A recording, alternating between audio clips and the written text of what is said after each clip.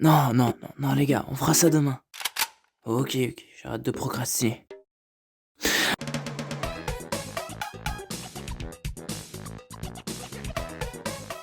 1er janvier 2025. Chambre. Je m'appelle Hilo. Pas vraiment, c'est juste un pseudo. Je suis un artiste. Ou en tout cas, j'essaye.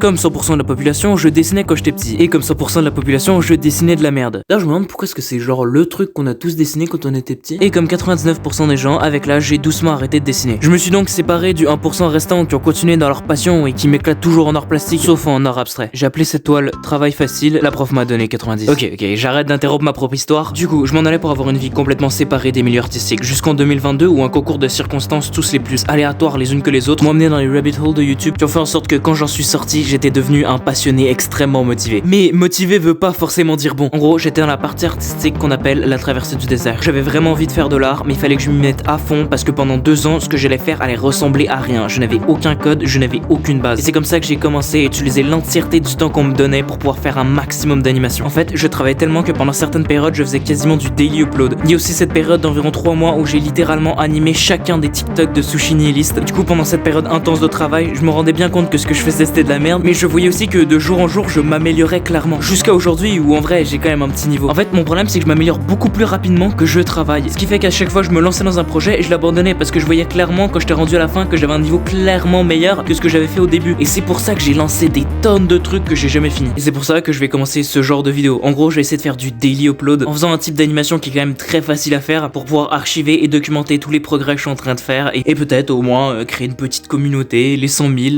peut-être les 1 million. Ok, mais du coup maintenant, c'est quoi mes objectifs? Déjà, en vrai, l'objectif principal, avoir de la motivation. Je sais, c'est bizarre, mais en gros, si je fais cette chaîne, c'est essentiellement pour pouvoir annoncer publiquement des trucs. Parce que par exemple, si je dis que dans 1 mois, je vais sortir une animation, si je l'ai pas sorti dans 1 mois, je suis une grosse merguez. En plus de ça, avant 2026, j'aimerais quand même avoir peut-être éventuellement les 100 000, ça j'y crois vraiment pas du tout. Et éventuellement avoir déjà travaillé pour quelqu'un qui m'a payé. Sinon, la majorité de mes objectifs, ce sera des objectifs que je me mettrai au fur et à mesure. Ou alors retravailler sur le vieux projet Journal d'un dégonflé par exemple. Et peut-être éventuellement dans le futur très lointain, les petits 1 million. Bon allez, ciao, en attendant la prochaine vidéo, moi j'ai regretté ce que je viens de dire.